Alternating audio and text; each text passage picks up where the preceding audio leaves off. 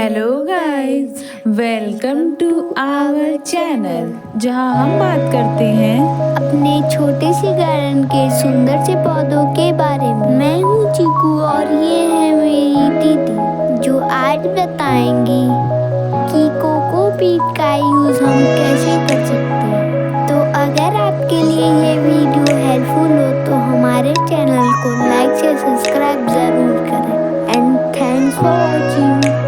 पौधे लगाना बहुत मुश्किल काम नहीं है अगर आपको सही तरीके से मिट्टी तैयार करनी आती हो। एक्चुअली किसी भी पौधे को लगाने के लिए सबसे ज़्यादा ज़रूरी होती है उसकी मिट्टी। अगर आपको उसकी मिट्टी तैयार करनी आती है तो पौधा अपने आप ही ग्रो होने लगेगा। तो सबसे पहले आपको ध्यान देना होगा कि मिट्टी कैसी लेनी है, दूसरा खाद कितना लेना है और तीसरा कोकोपीट। जी हाँ, कोकोपीट की हम बात कर रहे हैं क्योंकि कोकोपीट में नमी जो होती है वो लंबे समय तक लॉक रहती है। और आज हम बात करेंगे कि कोकोपीट को कैसे यूज करना है, हम कितना खरीद सकते हैं, किस किस चीज़ में यूज कर सकते हैं, ये किससे बना होता है। तो आज इन्हीं सब के बारे में आज हम इस वीडियो में इसकी बात करेंगे।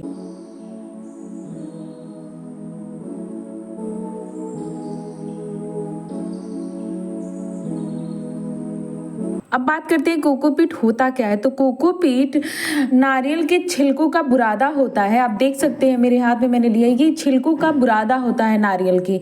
अगर आप अपनी मिट्टी में कोकोपीट को मिलाते हैं कि ये किसी खाद के रूप में काम करेगा, तो बिल्कुल नहीं। इसमें कोई खाद की कोई भी क्वालिटी नहीं होती है, बस आप इसको एक मॉइस्चर होल्ड के रूप में आप इसको डाल सकते हैं अपनी मिट्टी में। अब बात करते हैं कि ये कोकोपीट जो एक्चुअली एक वेस्ट था, मतलब ये नारियल का छिलका है तो ये एक वेस्ट ही था, तो इसका गार्डनिंग में ये यूज़ क्यों होता है।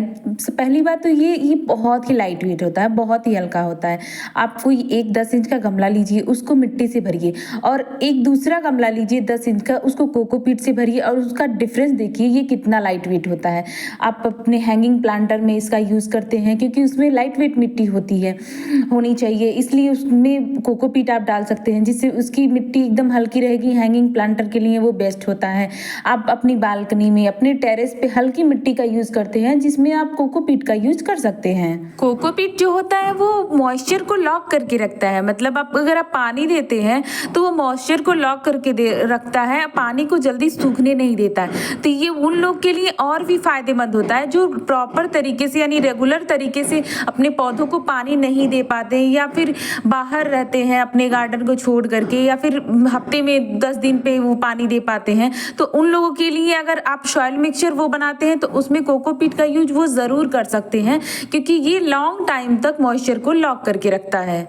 अब बात कर लेते हैं कि इसको लेना कैसे है और हम कहाँ से इसको ले सकते हैं। तो आप देख सकते हैं ये मेरा 5 kg का ब्लॉक, ये ब्लॉक के तरीके, मतलब ये जैसे ईंट होते हैं उस तरीके से मिलता है। 1 kg, 2 kg, 5 kg, 10 kg इस तरीके से मिलता है, ब्लॉक मिलता है उसका। तो मैंने ये 5 kg का ब्लॉक मीशो से 265 रुपीज़ में लिया है, जो काफ़ी अफोर्डेबल प्राइस में मिला है मुझे। ये एक ब्लॉक यानी ब्रिक के रूप में रहता है, इसलिए इसको पानी डाल के हमको एक्सपेंड करना रहता है। जितना ही हम इसमें पानी डालेंगे एक्सपेंड होकर के और भी ज़्यादा बढ़ता रहेगा। बहुत लोग का कहना होता है कि हमको इसे छानना चाहिए, मतलब पानी में इसको भिगो करके फिर इसको छानना, बट मैं इस तरह से नहीं यूज करती हूँ। मैं अपना पर्सनल एक्सपीरियंस आपके साथ शेयर कर रही हूँ। मैं इस तरीके से बिल्कुल नहीं यूज करती हूँ। अगर इसे छानना है तो इसको वेस्ट करना हो गया, और जब इसको वेस्ट करना है तो इसे खरीदना ही क्यों। तो मैं बस इसको एक्सपेंड करती हूँ, फिर इसको निचोड़ करके और धूप में सुखा करके मैं इसको यूज करती हूँ और ये उसी तरीके से काम करता है।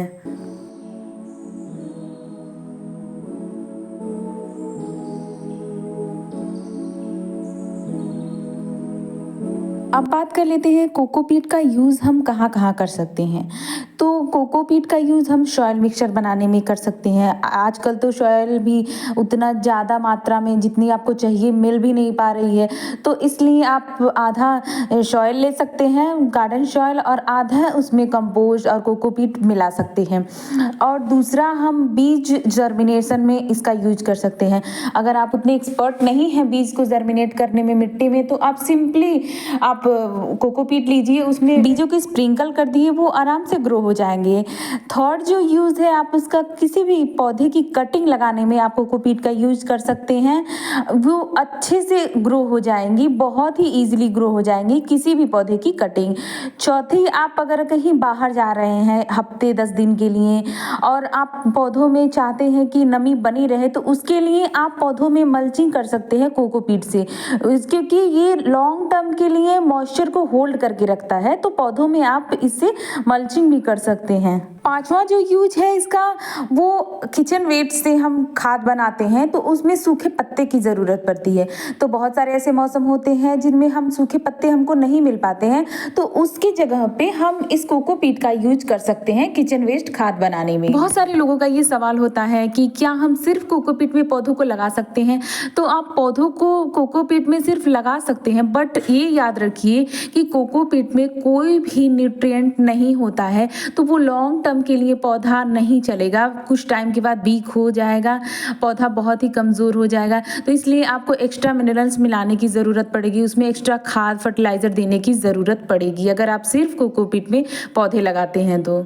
अब बात कर लेते हैं कि इसका यूज कहाँ नहीं करना है। तो आपको इंडोर प्लांट्स में, सिरेमिक पॉट्स में, इन सब में आप कोकोपीट का यूज करने से बचे तो ही अच्छा है, क्योंकि इंडोर प्लांट्स में होता है क्या कि ये मॉइस्चर को लॉन्ग टर्म के लिए लॉक करके रखता है, और अगर आप उसमें पानी देते जाएंगे तो ओवर वाटरिंग से आपके इंडोर प्लांट्स जो होते हैं वो खराब हो सकते हैं। इसलिए इसको आप इंडोर प्लांट्स में ना यूज करके आप आउटडोर प्लांट्स में यूज कर सकते हैं। कोकोपीट की इस ब्रिक को अच्छे से एक्सपेंड करने के बाद इसको धूप में 2 से 3 दिनों तक अच्छे से सुखाइए। अगर आप इसे नहीं सुखाते तो इसमें फंगस लग सकते हैं, फिर इसको आप लॉन्ग टाइम के लिए स्टोर करके यूज कर सकते हैं।